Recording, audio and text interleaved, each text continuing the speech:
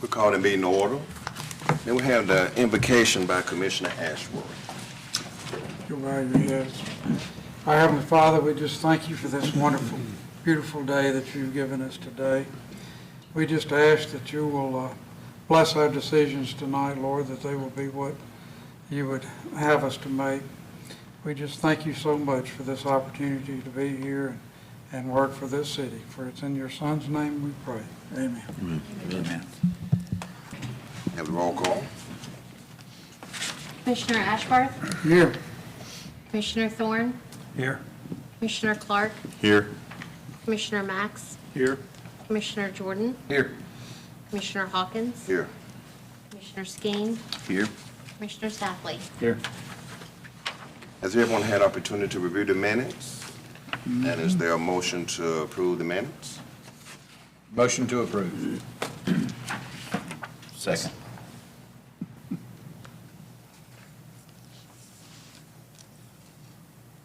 Commissioner Clark? Aye. Commissioner Thorne? Aye. Commissioner Jordan? Aye. Commissioner Staffley? Aye. Commissioner Max? Aye. Commissioner Ashworth? Aye. Commissioner Skeen? Aye. All right, the first item of business is PL 1738, Emerson 1 Lot Subdivision.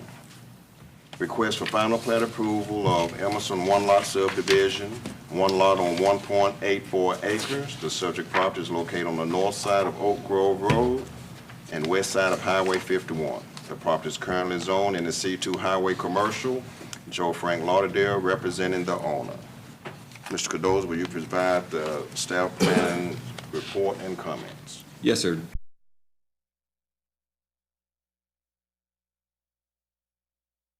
.4 acres.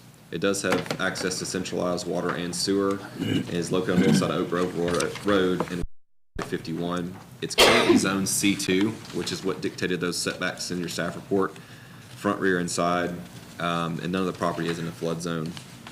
What's created this lot combination where there's a redevelopment on the piece of property that's active now, and there was a property line issue with one of the buildings of those two unplatted lots. And so to fix this, the applicant's proposing just to put both of the unplatted lots together into one lot and to have multiple structures on the same lot. And so in the aerial, you'll see the three existing structures, and there was at one point a mobile home, which has since been removed. There's an active renovation of the southernmost building into a meat market, and the middle building is just going to be empty tenant space for lease. The improvements are dictated by MDOT because of the Highway 51 frontage, and it's a bit interesting because of the proposed roundabout that's in design at Oak Grove and 51. So that right-of-way is reflected on the plat that's in your staff report, and the streetscape is a part of their certificate of development, but there is proposed to close the access and have one ingress and egress point for the parcels. Right now it's all unrestricted access, and that's proposed to change with their streetscape. And so the applicant with the MDOT roundabout coming in is asked to defer the construction of his streetscape and to be in conjunction with the roundabout later this year. And so ultimately that'll need to be approved by the Board of Aldermen, but that's what he's asking to do so he doesn't rip it out and put it back in, which is something we can support. I did provide a proposed motion with our typical conditions in the staff report, and to note, item number 4, the sidewalks, is one of the things he was proposing to defer until the construction of the roundabout. So he'd provide a letter of credit to get to that point. So ultimately, I'll take that to the board at the June 20th meeting for consideration. I did contact the applicant to be here tonight. I don't know if something came up, but Joe Frank did the application for Mr. Emerson, and I'm available if you have any questions. Any questions for Mr. Cardozo? The deferred sidewalk is in your.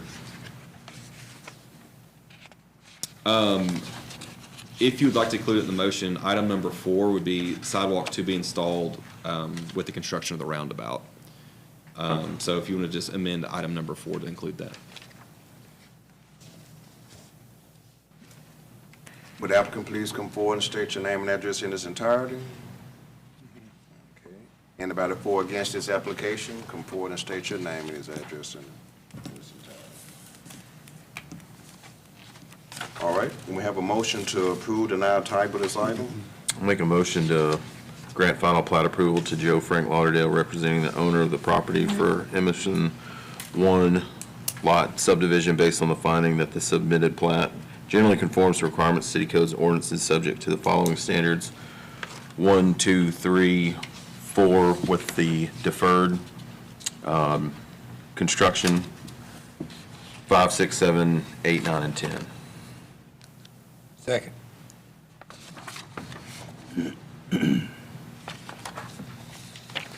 Commissioner Clark, Aye. Commissioner Thorn, Aye. Commissioner Jordan, Aye. Commissioner Safley, Aye. Commissioner Mack, Aye. Commissioner Ashworth, Aye. Commissioner Skeen. Aye. The motion to approve this item passes. Next item is PL 1724, 15 Ruskin Loop. Request for a variance request to the required front yard fence setback. The subject property is located on the south side of Ruskin Loop, west of Fawn Grove Trail, more specifically 15 Ruskin Loop, in Section 1, Township 3, Range 8. C.D. Brown, the owner. Mr. Cardoza, will you present planning staff comment and report? Yes, sir. PL 1724, this is a variance request for the fence setback at 15 Ruskin Loop. C.D. Brown made the application as the owner, and the request is to encroach 43 feet into the front yard rather than the allowed 10. This lot is a corner lot, and in the discussion portion of the staff report, I did include the 4 discussion criteria for approval or denial of a variance, and the applicant did respond to each of those. The description of the fence in this case is a bit unique because the lot shape, as you see on the aerial map, this is the first lot into the new section of Crossroads that comes off of Ruskin Loop and Fawn Grove Trail. The existing fence to the lot south of this previously was a border of the subdivision, and so it encompassed that entire property line. And so when the road was punched through, the fence was moved back to where Mr.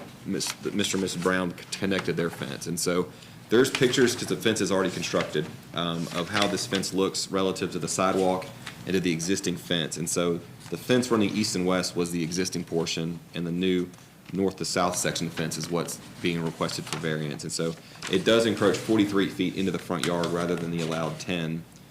And the reason for the variance is the corner lot. And so they're available tonight if you have any questions for them, and I'm available as well.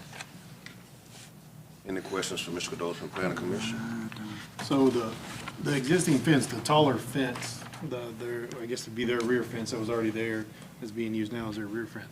Does that belong to the property owners here, or does it belong to the neighbor, or? So we didn't attach to the rear fence. There's a gap in between our fence and the fence on the. I tell you what, why don't you just come up and give your name and address in its entirety? Yes, sir.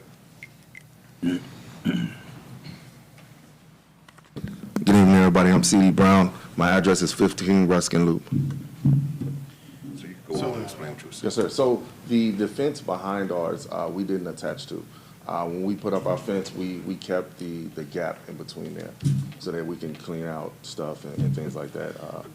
And due to I believe it's the HOA, there has to be a certain amount of space there. I'm not familiar with all the numbers, but we left that gap there. We didn't attach to the back fence there.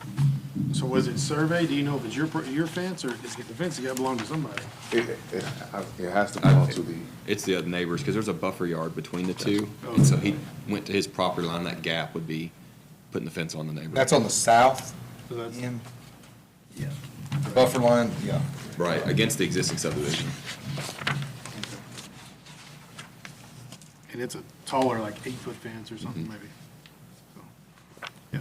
My only concern is, like I say, I drove through there, and I think the reason that they have this requirement in place of the corner lot having a 10-foot thing is a line of sight. And on that curved road, especially if you're coming from the south going north into your subdivision. Yes, sir. So that'd be your house on the left, the fence would be on the left. I mean, it is kind of a line of sight that you can't see past because of the fence. And what, in my experience, I drove both ways. Yes, sir.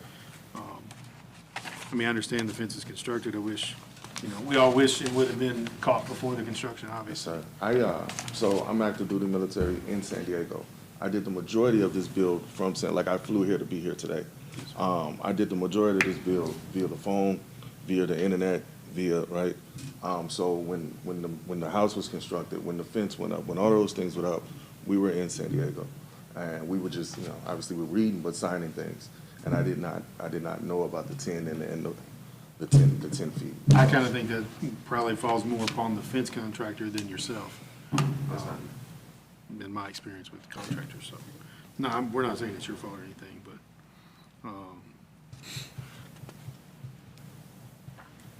and like I say, we're not up here trying to make people spend money to redo something that didn't get caught, either. But it's just, in my opinion, it's a little bit of a safety thing. I'm not saying it should be 10 foot, but asking for almost 4 times that is a bit excessive, I think. So I don't know if there's like a happy medium that we can come up with, because just the safety is the only thing. I would. If it was a straight road where it conversation. wasn't over a hill and a curve, I mean, So when we started this process and I wound up asking for the variance, I was trying to get to a happy medium. So I would love to get to somewhere in the middle, meet in the middle and call it done, move the fence or whatever it is that I need to do Yes, to be in compliance and then just call it done. I'm just trying to catch up, I'm kind of confused. The variance is required for a front yard setback. What's the front? Fawn Grove Trail or Ruskin Loop? What are we talking about front? Technically, according to the zoning ordinance, it would be both, since you have 2 front yards with the double frontage lot. And so to account for this on a corner lot, the city allows you to go out 10 feet on your side yard, is what a lot of people would call it, opposite your actual front door, to account for a gate and your, it gets some backyard in an odd-shaped corner lot. And in his case, he exceeded the 10 feet. So that's it's just another front yard, a secondary front yard. The front door sits on Ruskin, the garage sits on and that's what we're talking about, that 10 feet. that side. On the side of the garage.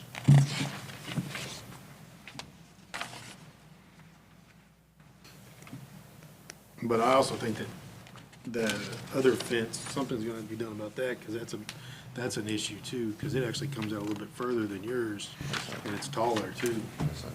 That's the fence that But was that's not there. his, yeah. Yeah, and that was there. That belongs to the neighbor. It was kind of used as a boundary line for the subdivision.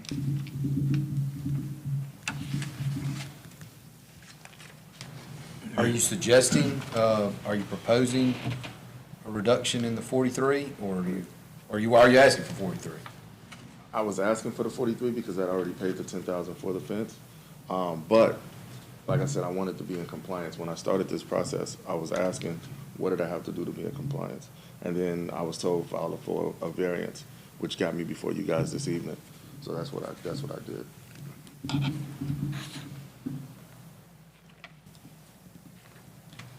I hate you got put in this situation. I do too. First and foremost, thank you for your service. You're very welcome, sir. Absolutely. Do you think we could make a recommendation to the board that that the applicant is willing to make a reduction, and maybe see if the city engineer would ride through and help come up with what would be a safe site distance? Well, y'all would be the governing authority on the variance. It wouldn't go to the board, since y'all are the final decision maker unless it's appealed. It ends That's here. right. And so, you could set a number and you could say to be approved additionally by the city engineer. And if it's not, come back. So the Yeah. variance is not necessarily the issue, the site? I mean, The site is the issue? it can be. Being at 43 feet where it's currently constructed, I mean, there is a line of sight issue coming down that road. I mean, I'm not saying it has to be 10, but like you said, I think a happy medium would be sufficient. He wouldn't have to move as much of his fence, he still have a bigger backyard, as well as the line of sight would be taken care of. 15 miles an hour. And the length of his fence is gonna be the same, so it's just gonna have to be moved inward. Yeah, That's my it's a perspective. tricky one. I mean, it's inconvenient, and I certainly wouldn't put any additional cost on you for something you didn't know about, to take a fence down and move it. Then if the city engineer were to look at it, would the city pick up the cost to move a fence at this point? I mean, that's the tricky part I'm thinking right now. Probably not. I don't think we No, legally yeah. could. No, I don't think We have the option, I guess, to table it, and then if Joe Frank wants to look at it. Sure. I mean, the fence is there. It's not going to change until. they can. And I would maybe try to, talk to your contractor also, because, I mean, he's a licensed contractor. I can speak myself I'm not a fence contractor, but he should know the codes and requirements in the city he's doing work in. If we table it, is it going to put you out? You said you flew here Oh, for yeah, this that's meeting. I just gotta get on the plane, so I just gotta take leave and get on the plane. I mean, that seems, That seems excessive, yeah. that's a cost to you. I'd like to get you resolved tonight if we could. I mean, So do you think the distance that sticks out is that much of a hindrance on vision? Do you think at it's 43 foot it is, I mean. But for the speed people are traveling through a neighborhood, do you think it would be? If we're going, if The issue I is it's could, coming up and over a curve too, like it's kind of. if we were going 40 miles an hour, I could understand. I'd be on the I same don't know what the page. speed limit is. It's a neighborhood road. so 30, it's 20 miles. Like 25 or 20. Yeah. So it's 33 feet over, you can have 10, and we're at 43, is that right? So if you took it back 16 feet, that would be that's probably 8-foot post spacing, I would imagine. If you took it back 2 sections, that would give you, I think that would clear up any sight distance issues, and kind of, that would meet somewhat in the middle, maybe? Yeah, I think so. I mean, I think that would be plenty. Take 2 sections out? So He knows the fence sections from being an All engineer, good. so. And is there somebody that can, come out and explain that to me? Can you guys send the city guy out to explain that to me, what exactly to move, so Should that I be can able do to that? send Joe if we just give you a, a measurement. A drawing or whatever, okay, that's fine. yeah, give you a match, basically, yeah, That would be sticking at 27 feet instead of. Right. 43. So basically it'd just be my 27 math. foot, 27 foot off your Yeah. house instead of 43. you would just basically take up 2 posts. Yeah, what are you Move the saying? fence It's 2 8 posts feet with- between Should be posts. 8 feet between posts, so just move it in closer. I think that would be better than you having to incur, taking leave as well as the cost of But flight. I'm still gonna have to take leave, so to come back and do it, because they didn't give me much time to come here to do this. So, I'm a naval officer on board ship, I don't get too much of that time slot. So, I'm still gonna have to take leave to come back and do whatever it is that we decide here today. So, Yeah, we're just trying to give you oh, yes, sir. the least And I amount of appreciate it. I appreciate it. resistance as possible.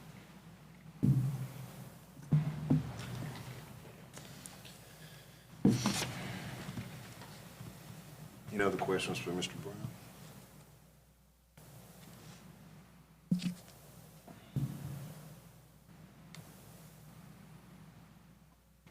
All right, thank you. Thank you, Ron. Anybody for or against this item, please come forward and state your name and address in its entirety.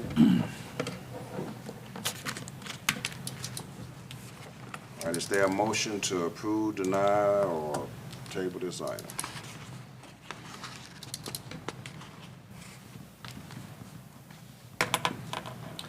Are we able to, that other fence is gonna be a concern, because if we have to make this gentleman move his fence, and that other fence is not moved, it's for nothing. Yeah, we'd have to go against that property owner. Because How, that- I don't know. That but- fence is taller and it sticks out further than his fence. so Right. Just without doesn't us- obstruct the view anyway. That's what I'm saying, like, if we're able to do that, I mean, there's no sense of, I think the line of sight needs to be improved, but I don't wanna make this gentleman, if we can't go after the other fence, it makes no sense. And I know we're getting close to making a motion. Can I make another recommendation? I still like the idea of tabling it and having Joe Frank go out and take a look, but then offer a virtual meeting the next time so he doesn't have to fly back here. Sure. We can get something set up. Would you be okay with that? That's not bad, yeah. And then we can still table it. It saves him from the cost of flying all the way back from San Diego, and then we can still get an engineer to go look at it. And plus two, we may be able to Get some involve that other advice. owner of the fence at the same time. I like that. Yeah. Yeah. Okay. You wanna make it I'll make a motion to table. a second? Table until you have a time frame for the table? I guess next meeting, yeah. And we'll have city engineer look at it, and then we can try to do a virtual for the homeowner.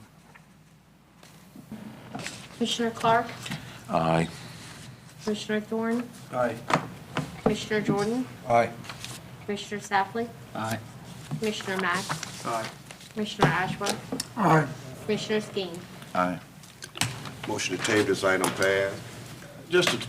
One quick question, that, so we saying if the city engineer looks at it and we can't do anything with the other fence, we just leaving it all alone because it's not, doesn't good for him to Well, then we move can go back his and the other one to instead? Commissioner Skeen's advice about just taking 2 sections out. I mean, that's a good, But in I the think middle we of the road. can, I mean, I'm sure we can look at the fence owner. Austin may be able to answer that question more than I can. But Kristen- We'll just Two hash it separate out. with the- applica, there would be two Right. separate issues that would need to be discussed separately, right, Austin? Yeah. As far as the and other fence goes? I got, process-wise, technically that other fence is illegal non-conforming because of how it was built. It was legal when it was built. And so I gotta get all that figured out, but I think I should have it by the next meeting. Okay. The next item is PL 1735. No. It'll be tabled. Next item is July. 1730. We'll contact you. Thank you for your service. Thank you. Next item is PL 1730, 3852 Swan Cove. Request for a variance to the 30-foot front yard setback. The subject property is located on the east side of Swan Cove, north of River Oss Lane. More specifically, 3852 Swan Cove in Section 21, Township 3, Range 7. Kim Coogan with Coogan Construction. Ms. Cados, will you present the staff, planning staff comments and report?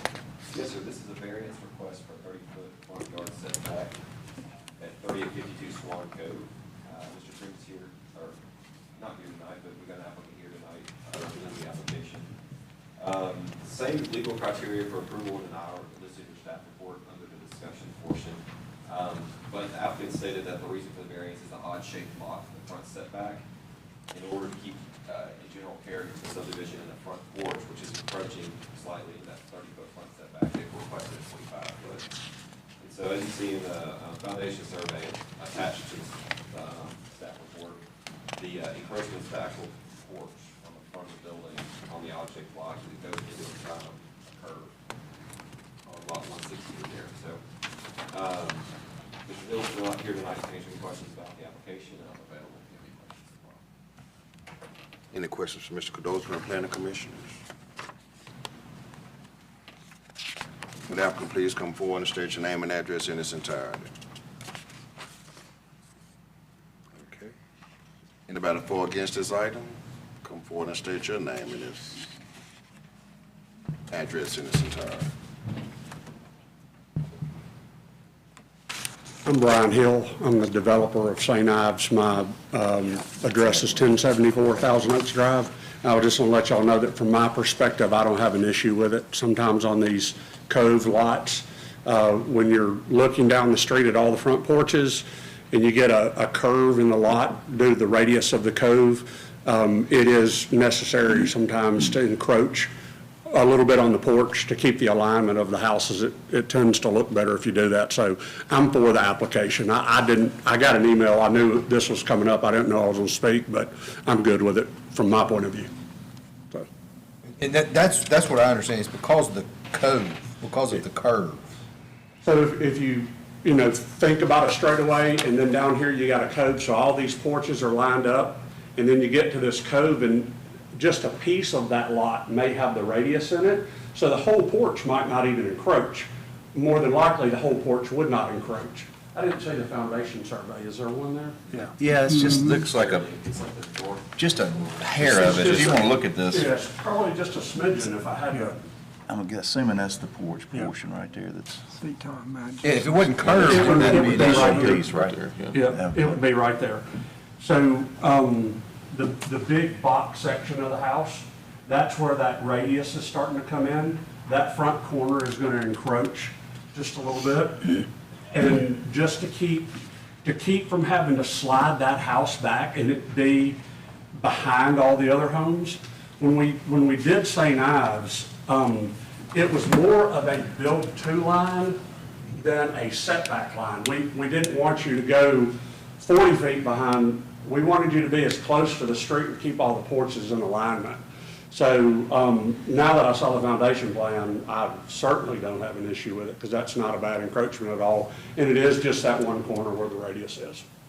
So.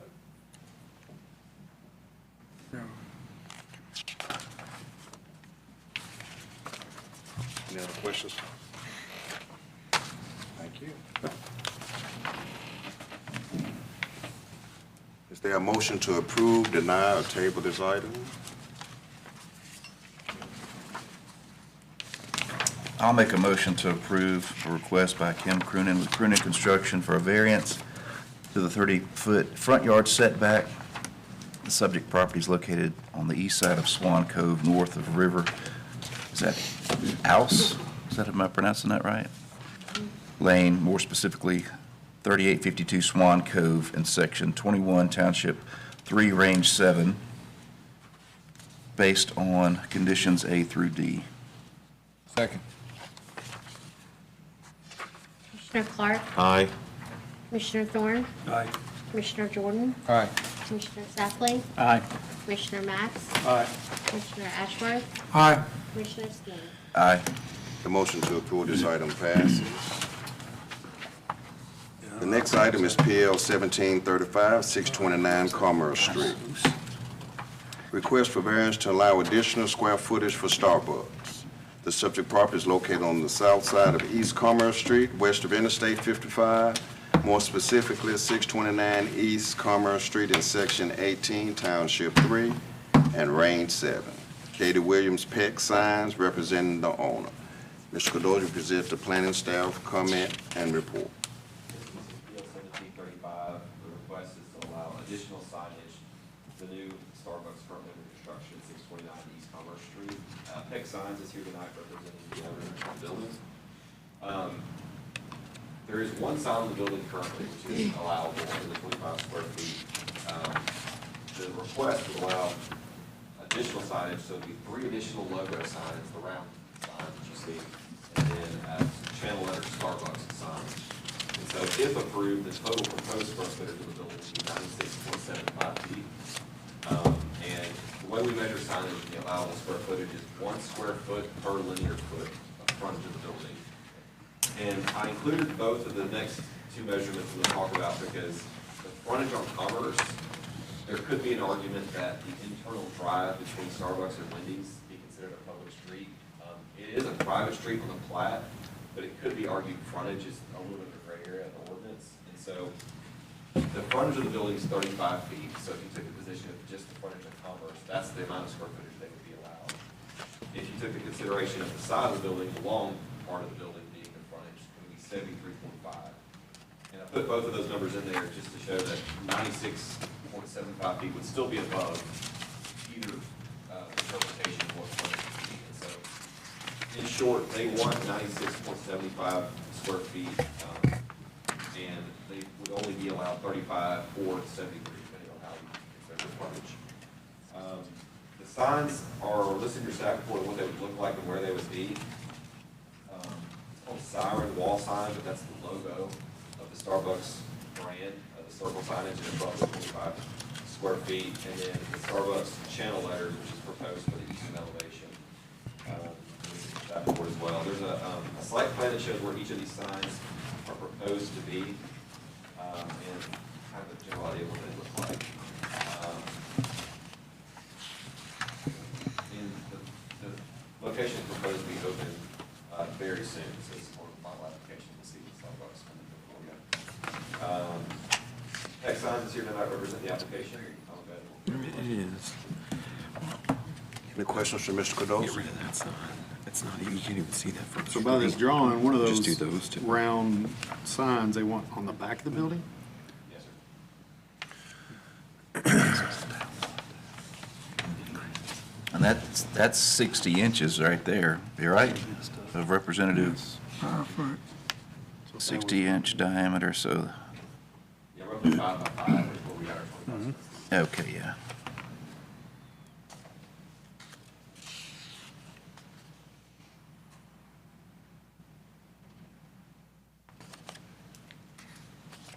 Any other questions for Mr. Cados?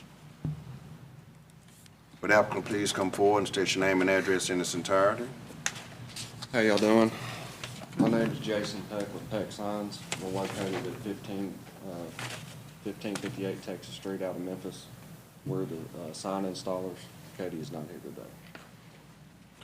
If I have any questions, do my best to answer. I know this question is not really directed at you because you're just trying to get the variance for the sign, but my question is more for Starbucks.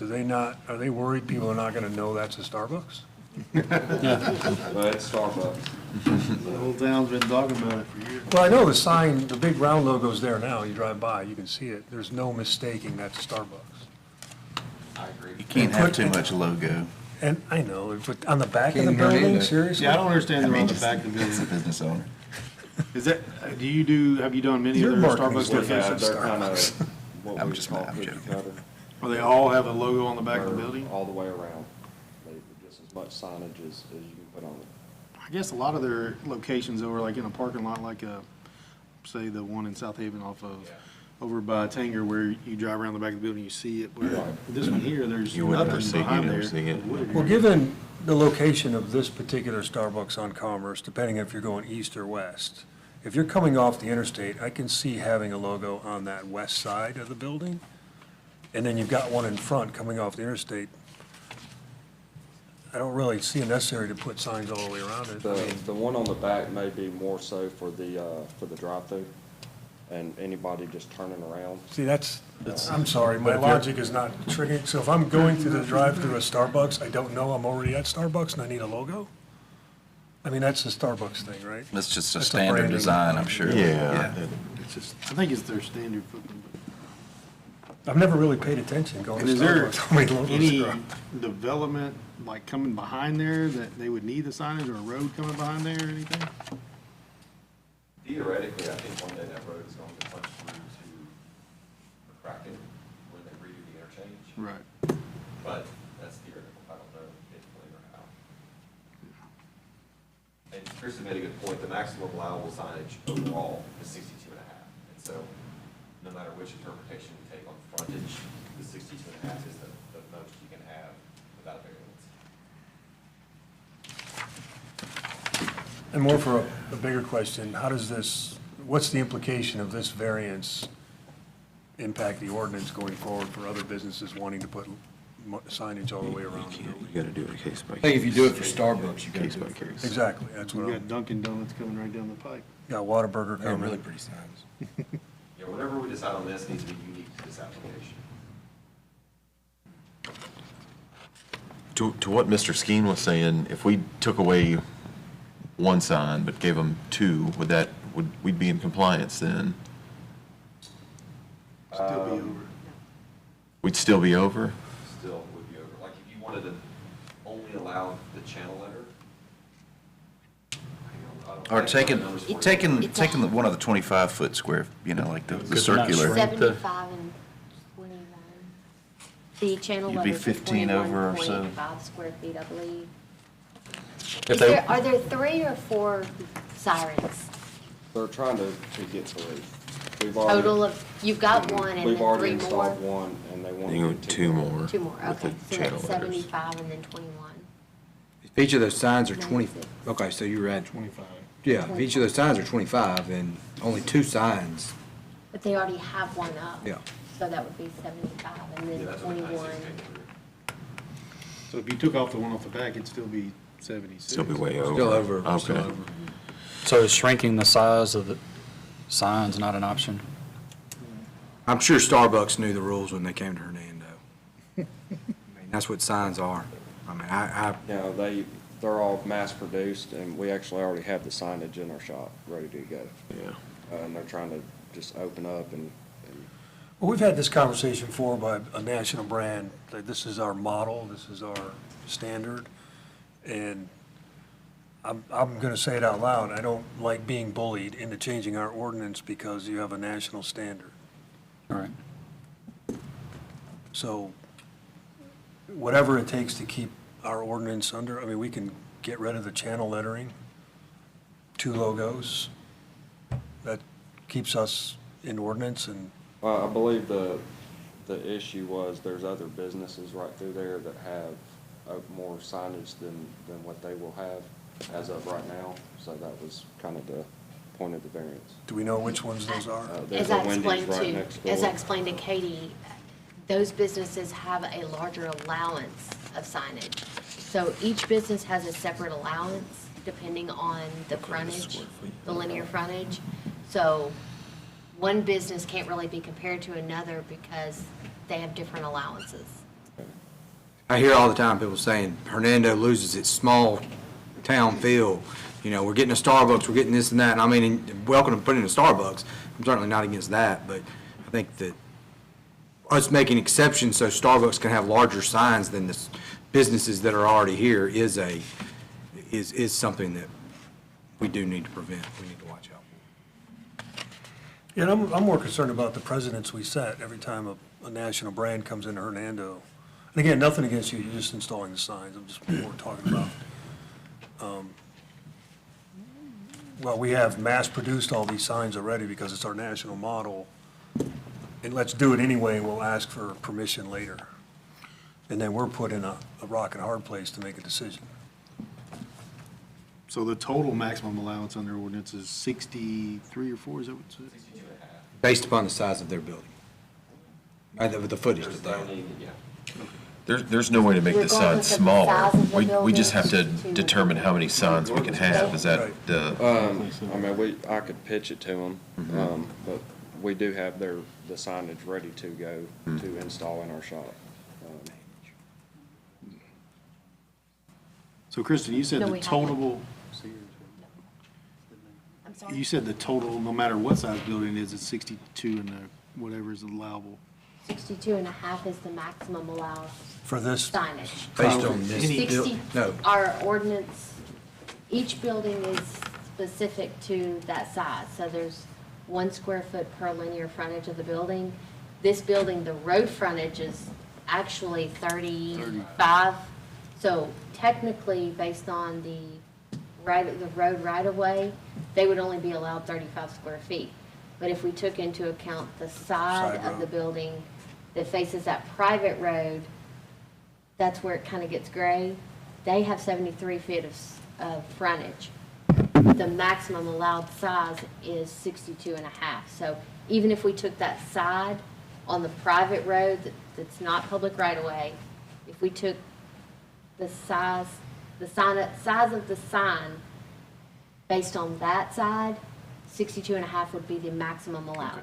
You know, so Kristen's already given them the Yeah, benefit gotcha. of including something that Right, normally gotcha. wouldn't even be included, Gotcha. into allowing them more, but he's asking for more than that. Gotcha. so giving them the 62 and a half allowable feet, given that side road, 2 of those 25-foot, square foot logos would, you get 1 extra logo, so you get 2 logos total. And then Starbucks can decide what side of the building they want to put it on, the front, back, wherever they want to put it. And that's 50 square feet, 12 and a half under the ordinance, and everybody goes home happy. But I don't think they're asking for that, so I think we would each have to deny this, if they had to resubmit, or we make a motion. Yeah, no, yeah, I understand. Gotcha.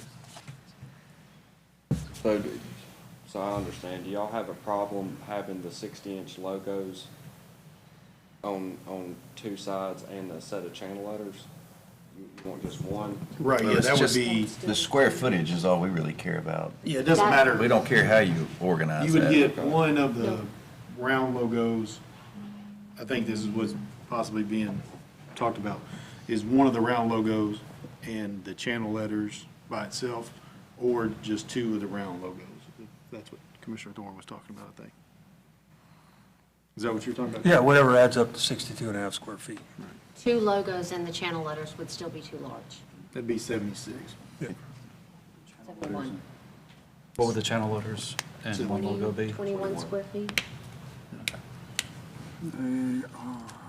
They could be made smaller, you know. I mean, I know that's there and ready to go, but But if you have the siren on the front of the building, you have the channel letter on the side where when you're getting off the interstate, where you can see that, and that's think that- within the square footage that you said was allowable. I mean, that should be sufficient for people to know it's a Starbucks, correct? If the design, though, the channel letters are on They're on the the public side. access road, the private road, on that side, the west side? No, they're on the side by the gas station, I think. Yeah, they're not on that side. They're on the east side of the building, Okay, I closest to the misread. gas station. Yeah. Towards the interstate. So are we okay giving them the maximum allowance, Yeah, 62 or whatever? 62, So why don't we just amend the proposal to 62 or whatever it is, and then they can make the decision on whatever signs they want? That's fine. So Work. if we're gonna do that, we might as well deny it, because by amending the application to allow the ordinance, the variance would be required. So, Got you. Yeah, I guess if y'all are saying you can only do 62 and a half, that's the rules anyway. right, so if we deny, that's what we're saying. And then the board, No, or it's no, it's just us. Yeah. Yeah, Unless y'all appeal. okay. They appeal it. Yeah. If we appealed, is it the same process again? Yeah, it's just the next one, I have to send them meetings to the board of aldermen. Wouldn't be us. Yeah, you could appeal to the Board of Aldermen. Wouldn't be us, no. No, we wouldn't deny it, and then, no. It would go to the higher ups. Any other questions for him? Thank you. Anybody for or against this item, please come forward and state your name and address in its entirety. Is there a motion to approve, deny, or table this item? I make a motion to deny a variance request by Katie Williams, Peck Signs, representing owner, to allow additional square footage for Starbucks. The subject property is located on the south side of East Commerce Street, west of Interstate 55, more specifically 629 East Commerce Street in sections 18, Township 3, and Range 7, subsections A, B, C, and D. Second. Commissioner Clark? Aye. Commissioner Thorne? Commissioner Jordan? Aye. Commissioner Shapley? Aye. Commissioner Mack? Aye. Commissioner Ashworth? Aye. Commissioner Skeens? Aye. The motion to deny this item passes. Have a motion to adjourn? So Motion to moved. adjourn. Second. Most complicated motion. Yeah, well, that's what it was. I assume you got that. I did. It's too. See you, Matt. Yes, sir. Wait a minute.